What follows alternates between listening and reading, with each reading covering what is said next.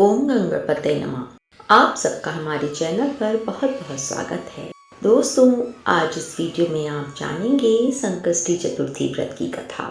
संकष्टी चतुर्थी व्रत भगवान गणेश जी की महिमा और भक्तों के प्रति उनकी कृपा को दर्शाता है।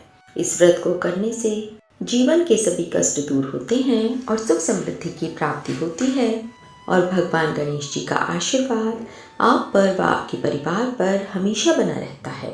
तो बोलिए गणेश भगवान की जय, शंकर भगवान की जय। एक समय की बात है जब कैलाश पर्वत पर माता पार्वती जी और भगवान गणेश जी विराजमान थे। तब 12 माह की गणेश चतुर्थी का प्रसंग चल रहा था। तब माता पार्वती जी ने भगवान गणेश से पूछा, हे पुत्र, चैत्र माह की कृष्ण पक्ष की चतुर्थी को तुम्हारे किस स्वरूप की पूजा की जाती है और उसका विधान क्या है, वो मुझसे कहो। माता पार्वती जी की जिज्ञासा को शांत करते हुए गणेश भगवान ने कहा, हे माता, चैत्र माह की कृष्ण पक्ष को आने वाली चतुर्थी को मेरे भालचंद्र स्वरूप की पूजा करनी चाहिए। इस दिन पूरे दिन व्रत रखकर रात्रि में षोडशोपचार से मेरा पूजन करना चाहिए। इस दिन व्रती को ब्राह्मण भोजन के अनंतर पंचज्ञ पान करके भोजन करना चाहिए। ये पूर्ण रूप से सभी संकटों का नाश करता है। इस व्रत के स्मरण मात्र से मनुष्य को सभी सिद्धियों की प्राप्ति सहज रूप से हो जाती है। अब माता, मैं आपको इस व्रत से जुड़ी एक कथा के विषय में अवगत कराने जा रहा हूँ, अतः आप ध्यानपूर्वक इसे सुनिएगा।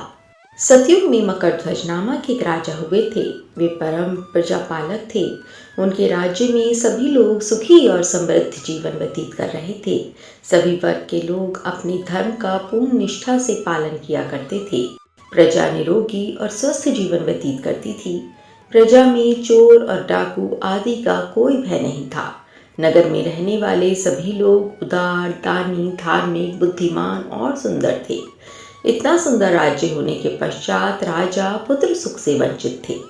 पुत्र रत्न की प्राप्ति हेतु उन्होंने कई प्रकार के यत्न किए, अतः महर्षि याज्ञवल्क्य की कृपा से उन्हें पुत्र धन की प्राप्ति हुई।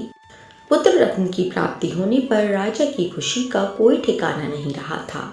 अब वो अपने राज्य का संपूर्ण कार्यभार अपने मंत्री धर्मपाल को सौंपकर विविध प्रकार के खेल खिलौनों से अपने राजकुमार का पालन पोषण करने लगे। यहाँ राज्य का शासन अपने हाथों में आ जाने से मंत्री धर्मपाल धन धान्य से संपन्न हो गए। मंत्री महोदय को एक से बढ़कर एक पुत्रों की प्राप्ति हुई। सभी पुत्रों का विधि विधान से पूरे हर्षोल्लास के साथ विवाह संपन्न किया गया। अब सभी मात्र पुत्र धन का उपभोग बड़े जतन से करने लगे। परिवार के सभी सदस्यों में सबसे छोटे पुत्र की पुत्रवधू बहुत धर्मपरायण थी।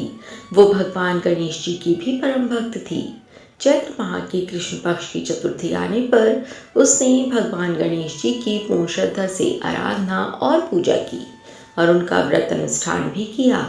पूजन और व्रत से विचलित होकर सास अपनी पुत्रवधू से कहने लगी, अरे, क्या तंत्र मंत्र द्वारा मेरे पुत्र को अपने वश में करने के उपाय कर रही है।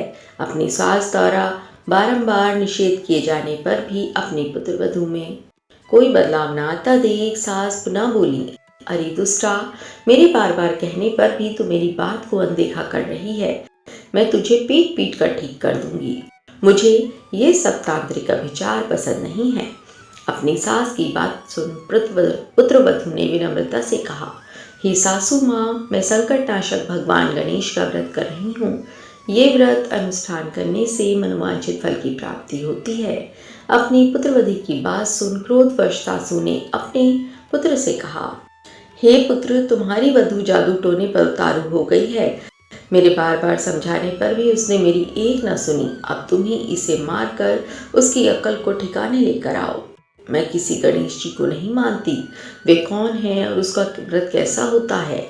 हम लोग तो राजकुल से हैं, हमारी भला किस विपत्ति को वो नष्ट करेंगे। माता की आज्ञा को मानते हुए उसके पति ने उसे मारा और इतनी पीड़ा को सहन करते हुए भी उस पुत्रवधू ने व्रत को पूर्ण किया।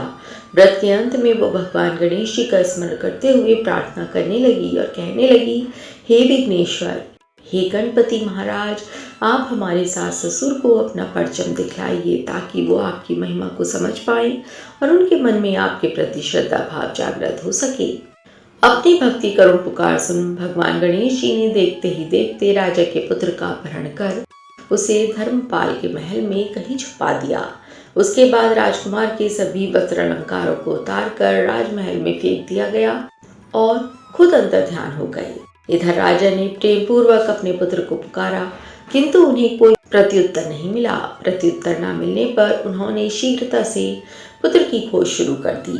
राजा को अपने महल में पुत्र की पुष्टि न होने पर वो शीघ्रता से मंत्री धर्मपाल के महल में गए और वहां जाकर अपने पुत्र को खोजने लगे। उन्होंने सबसे पूछा, मेरा राजकुमार कहाँ है? यहाँ उसके सभी वस्त्र और आभूषण मिल गए हैं, किंतु मेरा राजकुमार कहाँ चला गया है? किसने ऐसा निंदनीय कार्य किया है? मेरा राजकुमार कहाँ है? राजा की व्याकुलता धीरे धीरे अब बढ़ने लगी थी। राजा की दशा को देख मंत्री धर्मपाल ने कहा, हे राजन, आपका चंचल पुत्र कहाँ है? उसका मुझे कोई पता नहीं है, किंतु मैं अभी पूरे राज्य में बाग बगीचे आदि स्थानों पर उसकी खोज आरंभ करता हूँ। उसके बाद व्याकुल राजा नौकरों सेवकों आदि से कहने लगे, हे अंगरक्षकों सेवकों, मेरे पुत्र का शीघ्र पता लगाइए। राजा का आदेश मिलने मात्र से राजा के पुत्र की खोज जोरों शोरों से शुरू हो गई, किंतु राजा के पुत्र का कोई पता न चला। जब राजा के पुत्र का कहीं भी पता न चला, तब वो राजमहल में आके राजा के समक्ष डरते डरते ये निवेदन करने लगे, हे राजन, हमें क्षमा करें। अभी तक अपहरणकारियों का कोई पता नहीं चला है। राजकुमार को पूरे नगर में किसी ने आते जाते नहीं देखा है। उनकी बातें सुनकर क्रोधवश होकर राजा ने अपने मंत्री को बुलाया और कहा, हे धर्मपाल, मेरा राजकुमार कहाँ है? मुझे साफ साफ बता दो कि मेरा राजकुमार कहाँ है। उसके सभी वस्त्राभूषण मुझे दिखाई दे रहे हैं, केवल वही नहीं है। अरे नीच, मुझे बता दो कि मेरा राजकुमार कहाँ है, अन्यथा मैं तुझे और तेरे पूरे कुल का नाश कर दूंगा। इसमें जरा भी संदेह मत रखना। राजा द्वारा डांट पड़ने के कारण मंत्री विचलित हो गए। मंत्री धर्मपाल ने राजा के समक्ष नतमस्तक होकर कहा, हे भूपाल, मेरा विश्वास कीजिए, मैं अभी पता लगाता हूँ। इस नगर में बालक अपहरणकर्ताओं का कोई गिरोह भी नहीं है, ना ही कोई डाकू आदि यहाँ वास करते हैं, किंतु पता नहीं किस नाराधमी ने ऐसा नीच कर्म किया है और ना जाने कहाँ गायब हो गया है। धर्मपाल अब अपने महल आकर अपनी पत्नी एवं पुत्रों से पूछने लगा। उसने अपनी सभी पुत्र वधुओं को बुलाकर पूछा कि ये नीच कर्म किसने किया है। यदि राजकुमार का पता नहीं चला तो राजन मुझे और मेरे पूरे वंश का विनाश कर देंगे। अपने ससुर की बात को सुन सबसे छोटी पुत्र वधु ने कहा, हे पिताश्री, आप इतने चिंतित क्यों हो रहे हैं? ये सब भगवान गणेश श्री गणेश जी की लीला है, उन्हीं के ही कोप का परिणाम है, आप भुगत रहे हैं। अतः आप श्री भगवान गणेश जी की पूजा आराधना करें। अगर राजा से लेकर नगर के सभी प्रजाजन पूर्ण श्रद्धा के साथ गणेश जी की चतुर्थी का व्रत करें तो व्रत के फलस्वरूप भगवान गणेश जी राजकुमार को अवश्य लौटा देंगे। मेरा वचन कभी मिथ्या नहीं होता।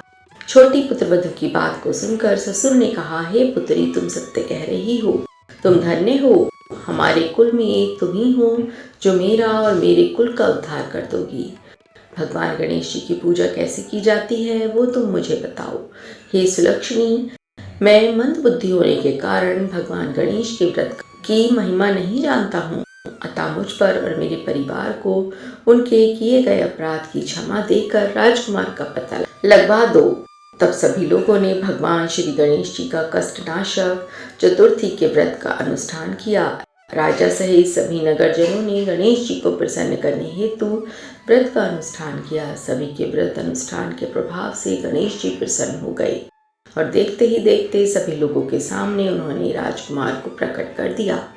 राजकुमार को अपने समक्ष देख राजा सहित सभी नगरवासियों की खुशी का कोई ठिकाना न रहा। वो बस राजकुमार को आश्चर्यचकित होकर देखने लगे। राजा अपने पुत्र को पुनः प्राप्त करके खुशी से फूले नहीं समा रहे थे।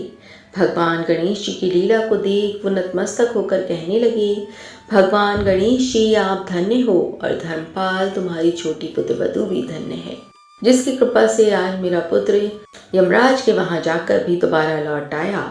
अतः आप सभी नगरजन इस संतानदायक व्रत को विधिवत करते रहें। श्री गणेश जी बोले, हे माता, इस व्रत से बढ़कर इस लोक तथा सभी अन्य लोकों में और कोई व्रत नहीं है।